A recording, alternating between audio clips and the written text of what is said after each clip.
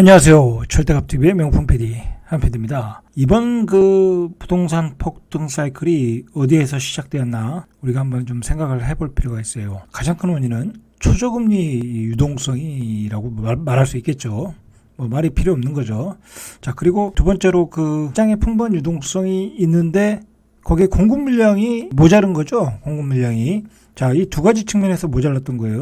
정부가 시장을 규제하다 보니까 시장에 유통 물량이 없어진 거고, 그 다음에 세 번째로 전세 가격이 이제 폭등을 하게 된 거죠. 요 세 가지 원인이 이제 시장을 폭등하게 만들었고, 유통 물량이 없고, 자, 그러다 보니까 사자는 많은데 시중에 풍부한 유동성을 바탕으로 사자는 많은데 팔자가 없었던 거죠. 그래서 이제 이렇게 시장이 폭등한 거예요. 그러면 우리가 앞으로 지금 이제 전반적으로 시장의 분위기가 차가워지고 있지 않습니까? 자, 그러면 그러한 상승의 원인들이 사라지고 있다라는 것을 우리가 현실적으로 좀 받아들일 필요가 있다라는 거예요. 객관적으로 봐도 이 초저금리 유동성의 문제는 이미 금리 인상으로 많이 그 원인이 제거됐다고 볼 수 있는 거고, 자, 그리고 시장 규제도 이제 좀 풀어지고 있잖아요. 그게 아직 안 풀어지고 있으니까 문제가 되고 있지만, 시장 규제도 풀어주려고 지금 여당과 여당이 계속 사인을 보내고 있어요.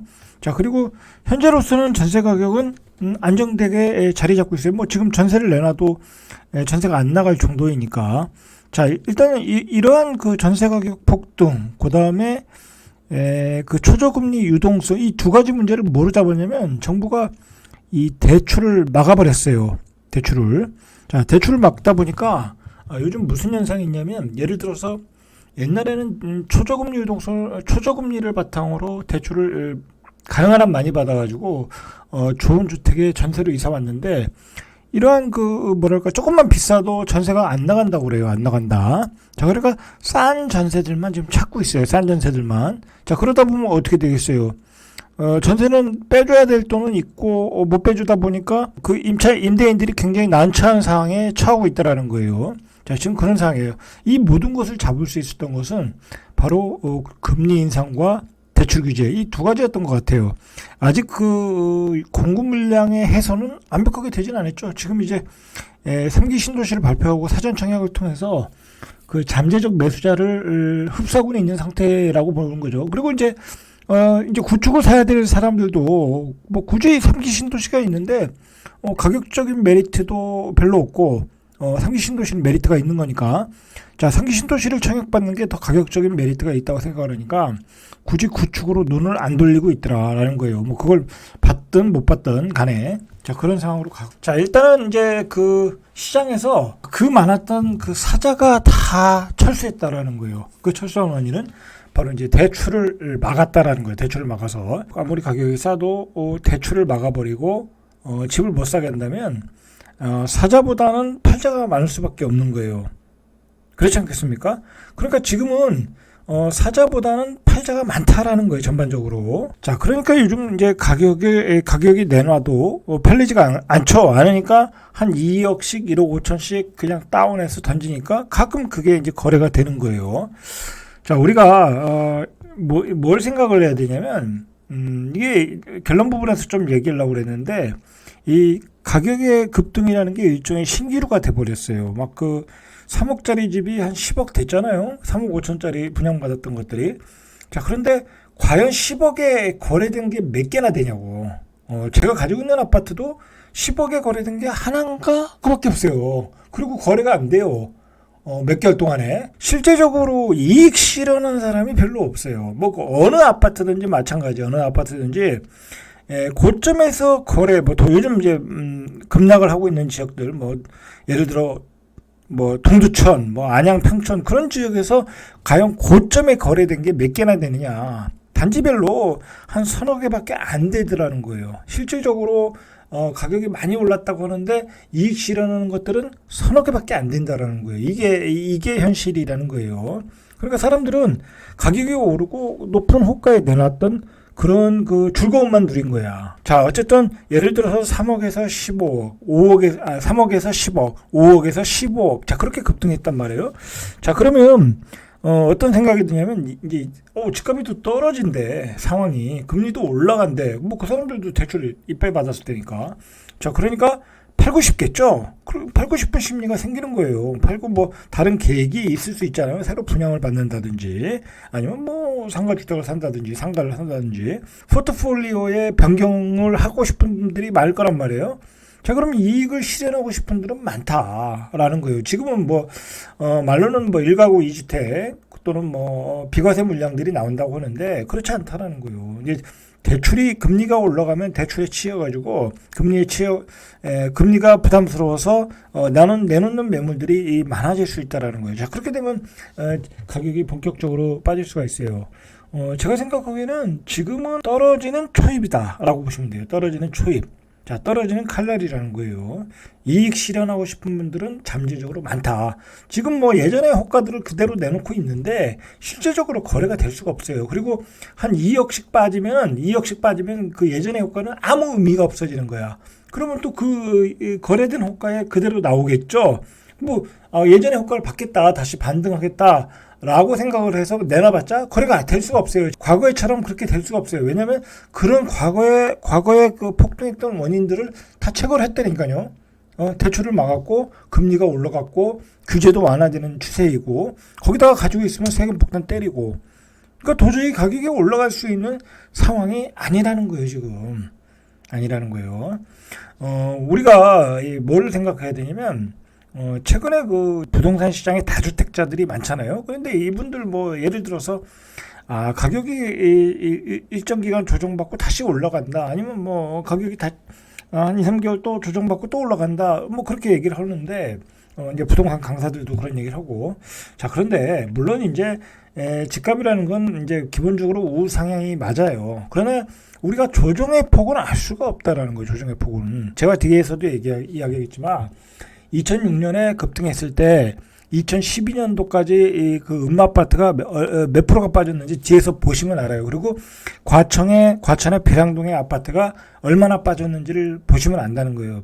생각보다 빠지는 폭이 클 수가 있다는 거예요. 우리가. 그리고 지금 우리가 비교를 해보면 2006년보다 이번에 그 2013년의 상승 사이클이 더 거품이 컸어요. 그렇지 않겠습니까? 그때는 초저금리 유동성이 아니었고 그렇단 말이에요. 자, 그러니까 지금은 떨어지는 칼날이다. 그리고 이제 금리 인상으로 금리에 대한 부담감 그리고 이익 실현하고 싶은 매물들이 많이 나올 수 있다. 그러면 팔자 매물이 급속도로 늘어날 수 있다라는 거예요. 그리고 이제 그 시장이 한번 이렇게 식어버리면 이 사자가 있을 수가 없어요. 사자가 있을 수가 없다라는 거예요. 우리가 이제 그런 점을 객관적으로 생각을 해서 지금 시장 상황을 봐야 된다. 지금 폭락이냐 아니냐 그런 뭐 하락이냐 조정이냐 뭐 그런 얘기를 떠나서 중요한 것은 뭐냐면 조정의 폭이 얼마냐 그게 중요한 거예요. 조정의 폭이 얼마냐. 그런데 제가 생각하기에는 조정의 폭이 생각보다 깊을 수 있다라는 거예요. 왜냐면 너무나 급격하게 올랐다. 너무나 급격하게 말도 안 되게 올랐다라는. 자, 전체적으로 보면 이게 지금 팔자가 많아요. 지방 매매 시장도 지방 그러니까 뭐 서울 수도권 외에 지방 매매 시장도 1년 2개월 만에 팔자가 많아졌다. 이제 이게 수치상으로 나오고 있어요.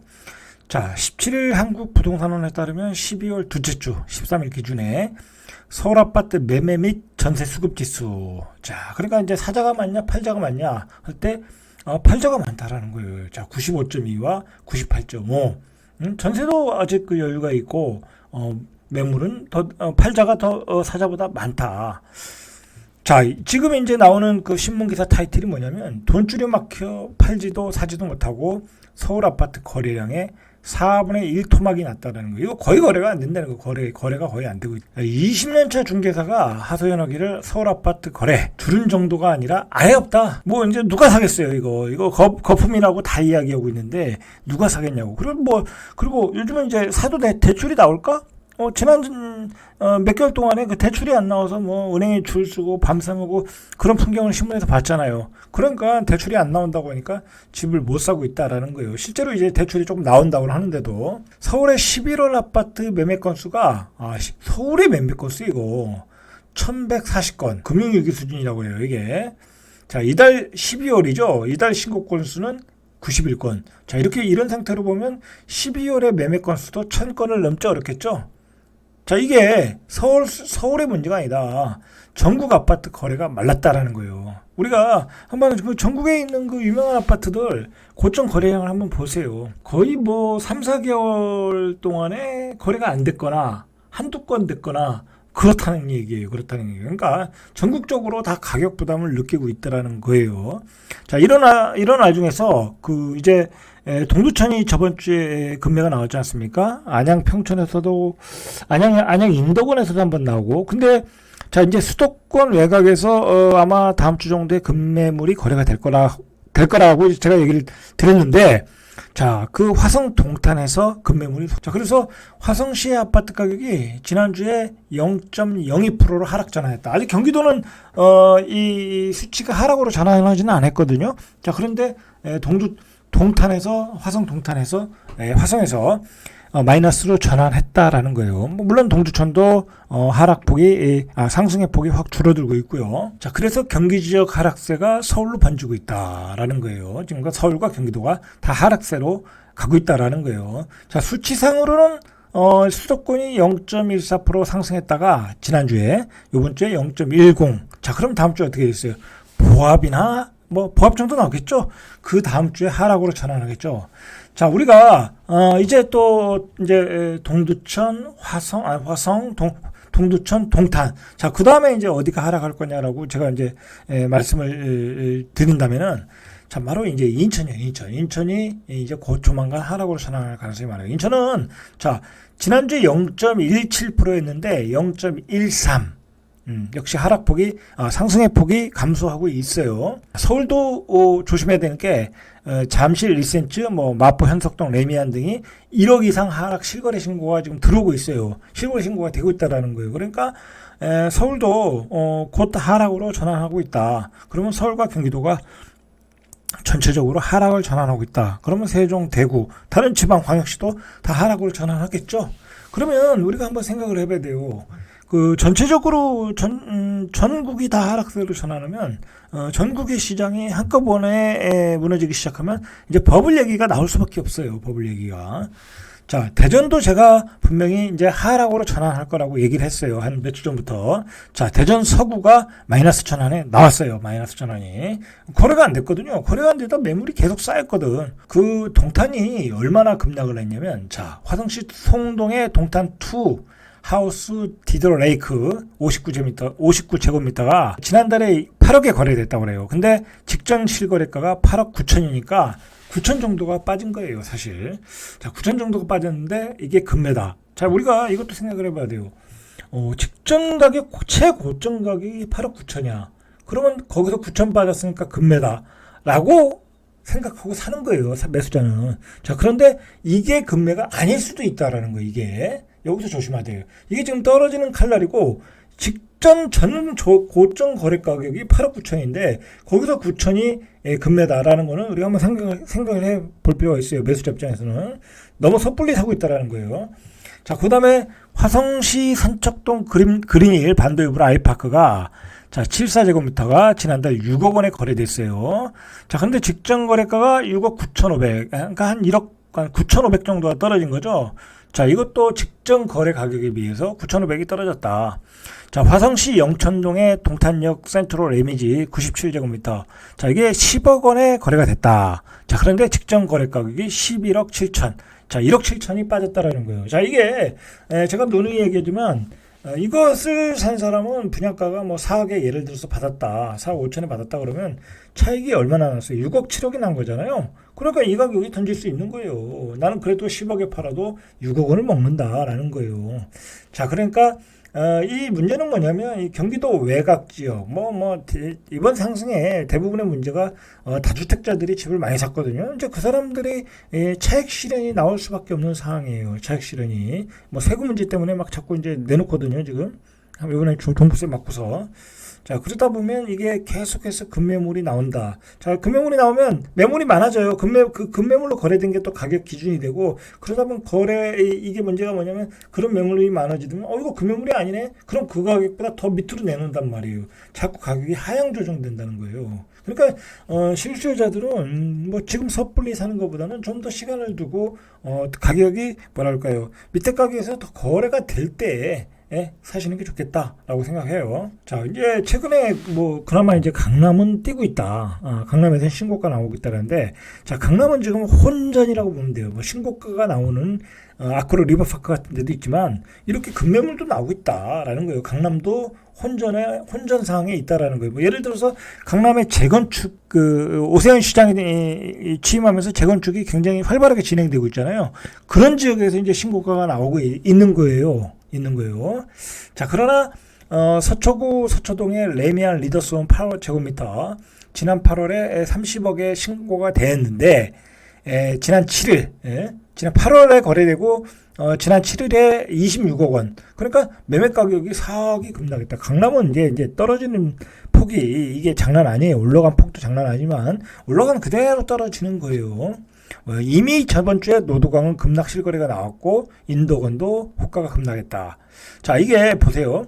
경기도 의왕시 포일동의 인덕원 프로지오 L센트로에서 이게 이제 호가가 8제곱미터가 16억에 나온다고 그래요. 이게 21억까지 나왔다고 그러더라고요. 이게 지난 6월에 16억 3천에 실거래된 이후 6개월 동안에 거래가 한 건도 안 된다는 거야. 한 건도. 이 인덕원 쪽에 이제 호재가 나오면서 21억까지 나왔나 본데 호가는 떨어졌는데 중요한 거는 6개월간 거래가 한 건도 안 된다. 그러니까 우리는 집값이 급등한다고 해서 그냥 상한가의 어떤 기쁨만 누린 것 같아. 그러니까 주식처럼 주식은 팔지도 않고 이렇게 상한가 치면 기분이 좋잖아요. 마찬가지야. 내 집이 많이 올랐네. 자, 그런데 야, 이거 10억, 20억 올랐네. 자, 그랬는데 그게 아무 의미가 없어졌더라는 거예요. 내가 팔지 못하는데 거래가 안 됐다라는 거예요. 거래가 안 됐다는 얘기는 뭐예요? 그걸 살 수 있는 능력도 없고 그걸 사람들이 그 지역에서 그 돈을 지불하고 그리고 그 가격 자체가 버블이었다는 거예요. 버블. 자, 왜 버블이냐? 다 대출을 샀고 가수요, 실수요. 실수요도 있었지만 가수요도 많이 들어갔다라는 거예요. 자, 그래서 이제 지금 우리가 주셔야 될 게 미분양이 점점 시작되고 있어요. 자, 대구 세계단지, 경북에서 포항에서, 경북 포항, 경남 사천, 충남 천안에서 미분양이 늘고 있고, 그리고 아파트 빅데이터 웹 아실에 따르면 이렇게 입주 물량들, 대구의 입주 물량들이 어마어마하고 부산의 입주 물량도 어마어마하다라는 거예요. 자, 이렇게 이 문제는 뭐냐면 항상 가격을 더 떨어뜨리는 건 뭐냐면 입주 물량에 치여서 전세 가격이 떨어질 때, 자, 전세를 못 맞추니까 매매를 내놔야 되지 않겠습니까? 다주택자들이 그럼 급매물을 내놓게 되는 거예요. 자, 그러면 가격의 하락이 폭이 더 커진다라는 거예요. 자, 화성, 인덕원, 안양. 자, 그 다음에 어디예요? 그 다음엔 인천이라는 거예요. 자, 인천. 아직은 인천이 매매 지수가 상승으로 나오고 있지만 곧 하락으로 전환할 가능성이 많아요. 그리고 가장 위험한 시장이 인천이에요. 인천. 원래는 이게 집값이 전체적으로 상승할 때 가장 먼저 떨어지는 것이 인천인데 이번에는 또 인천이 가장 늦게 올랐어요. 늦게 올랐고 많이 올랐어요. 자, 그런데 인천은 이렇게 막대 그래프로 보시면은 2022년도, 2023년도, 2022년, 2023년도 입주 물량이 어마어마하다는 거예요. 자, 이게 문제라는 거예요. 자, 입주 물량이 많다는 거는 이 구축의 아파트를 가지신 분들이 다 매물로 내놔야 돼요. 그분들이 내놓고 그걸 팔아서 전세로 이사를 가는 경우가 그걸 팔아서 잔금을 치르고 이사를 가야 된다라는 거예요. 자, 그러니까 인천의 아파트 가격은 굉장히 어려운 상황에 있다라는 거예요. 자, 인천이 왜 문제가 되냐면 일단은 주 4년 주택산업연구원에서도 주택산업연구원은 내년에 집값 전망이 좋게 봤어요. 더 오른다라고 봤어요. 그건 나중에 할 얘기고. 그러나 그 중에서도 2021년 가장 많이 오른 도시 중 인천은 하락할 가능성이 높다라고 분명히 얘기했어요. 주사년에서도 얘기했어요.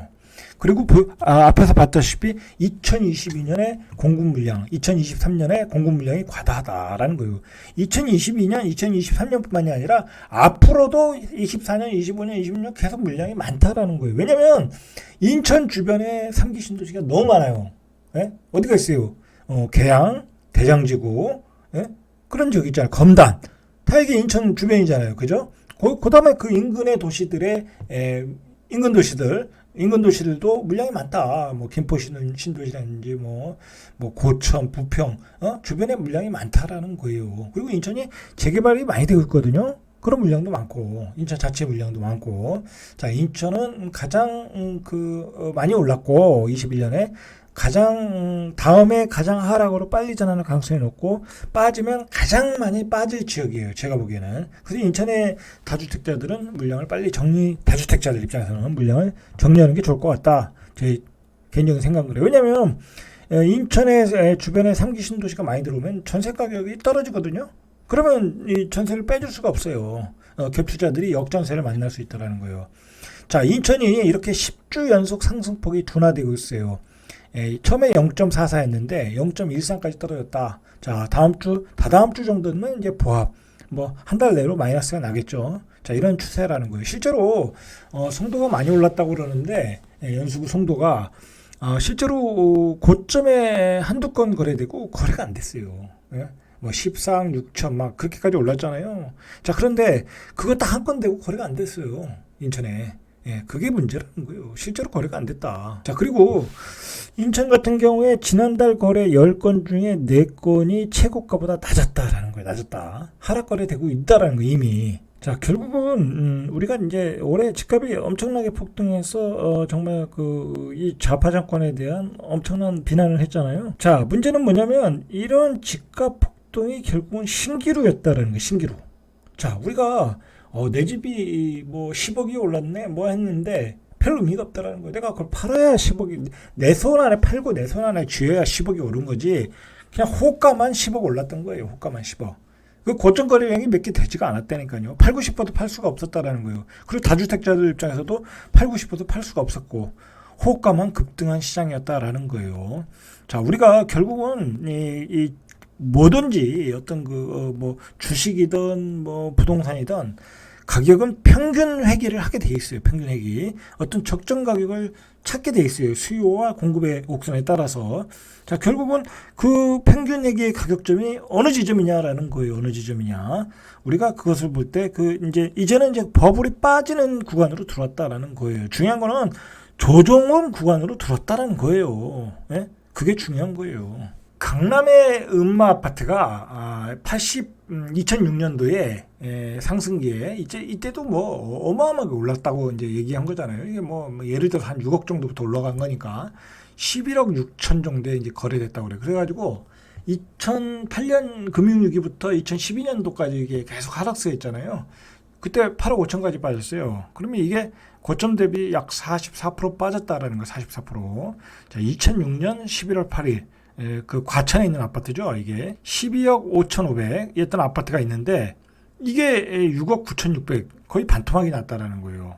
자, 이게 지금 글쎄요, 저는 잘 이해가 안 가더라고요.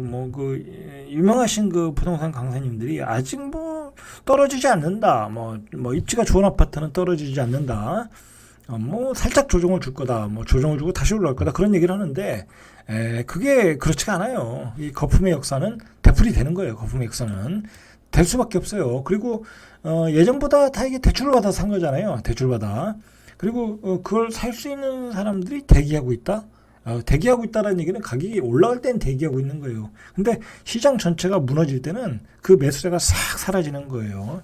자, 가격은 평균 회귀할 가능성이 높다라는 거예요. 자, 이런 점을 생각해가지고 무주택자는 굳이 서둘러서 살 필요가 없어요. 제가 보기에는 천천히 사셔도 된다. 지금은 하락의 초기, 떨어지는 칼날이 사임이다라는 거예요. 이상 절대값 TV의 명품 PD 한 PD였습니다.